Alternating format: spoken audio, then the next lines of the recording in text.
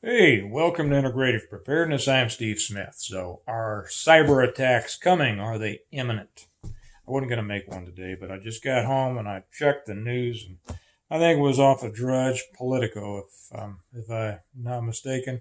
Said something about Biden is now warning that cyber attacks are imminent. Now, what does that mean? You know, what's he basing that on? Our intelligence is often disappointing, but but Russia is not the only people that we have to worry about conducting a cyber attack on whatever our infrastructure, our banking system, our food delivery systems, whatever are they. I haven't talked about this a lot. In a minute, I'll talk about what to do, but I haven't talked about this very much here on on integrative preparedness. I talk quite a bit about it over on American Reversion because that's where I talk political stuff. Here, integrative preparedness, I talk preparedness stuff, right? But this kind of transcends that. So you all may not, if you don't follow me on American Reversion, may not have heard that I don't buy a bit of this stuff, this information that we're being fed out of Ukraine. Okay. I think it is 98% pure BS. Biden and his crew, and going clear back to the Clintons and before, Ukraine are their buddies. That's Ukraine is the most corrupt country in the, well, if not it's up there in the top several corrupt countries in the world.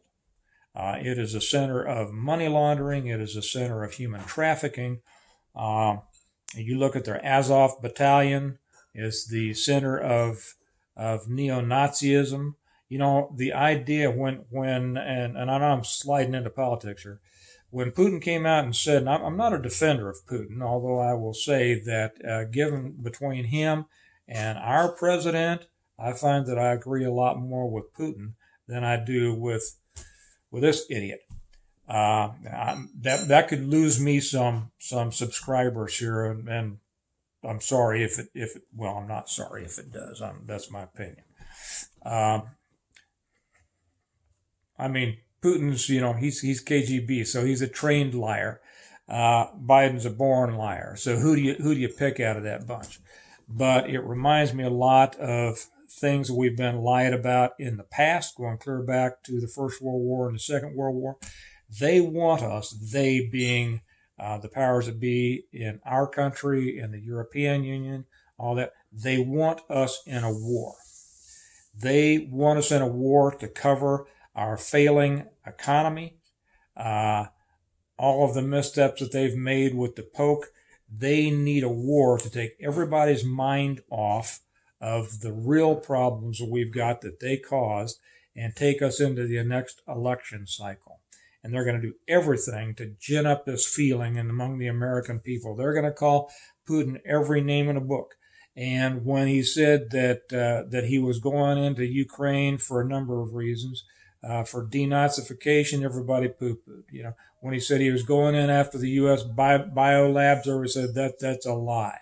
When he said that he was going in to reunify some areas that were Russian speaking and they were being mistreated by the Ukrainians, oh no, that's a lie. All of those turned out to be true. Like I say, the denazification, look at the Azov battalions. If you're not familiar with those, look them up. We now know that there are U.S.-funded biolabs all over Ukraine. Ukraine was barking like a big dog because they had our backing, talking about, and so were we. We were pushing Putin and Russia, poking the bear, saying that we were going to get them into NATO, and he was afraid that that we might put tactical nukes in there, whatever. Well, those of you who are old enough to remember, like I am, the Cuban Missile Crisis, when the Soviet Union sent missiles over to Cuba, we were ready to go to war, and it could have been a nuclear war. So this isn't something new.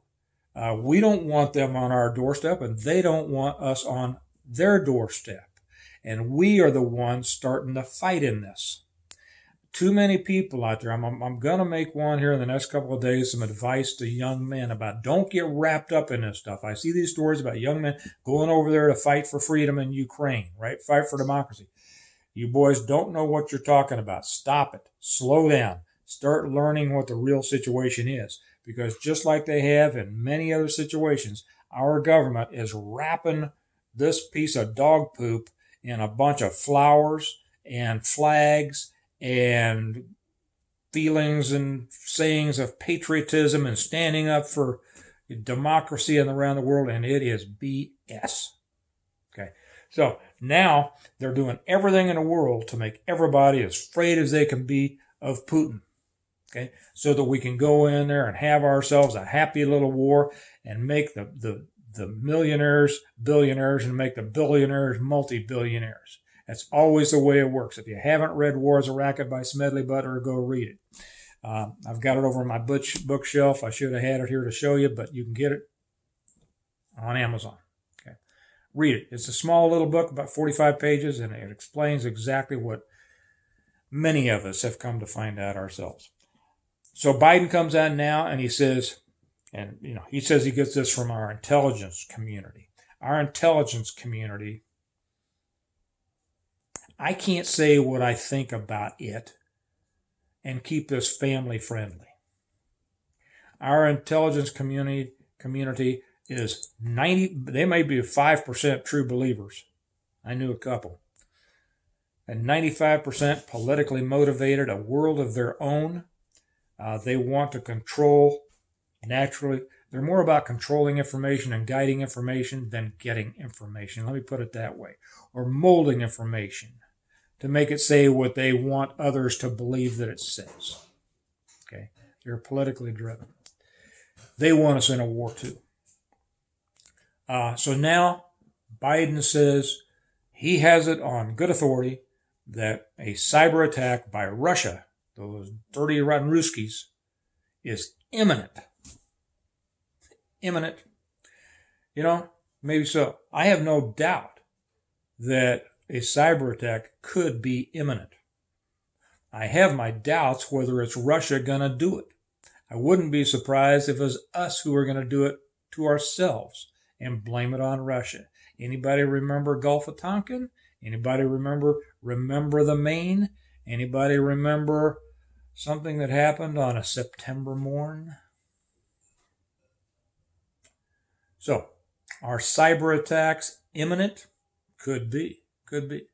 So, very simply, get yourself ready for maybe your bank not to be functional online, or even if you go in, because you could go in and say, I want to withdraw X amount of money, to pay my bills. Well, we're sorry, sir. Our computers aren't working. So get everything that you need to have done, up to speed so you can sit back for a month or two and just kind of relax. Make sure that you've got your groceries in. How would it be if they shut down? We don't have Kroger here, but I know that, what if a cyber attack went against some of the big grocery chains? Okay. They're not going to process everybody with cash. Better have it at home, right? This is where normal basic preparedness serves you well. Any number of things. Medical. Just think about the things that rely on internet service, that rely on computers, and whoever it may be. Now, the interesting thing here is that I just read the article quickly because I didn't need to read it in depth because I don't believe in anything Biden says.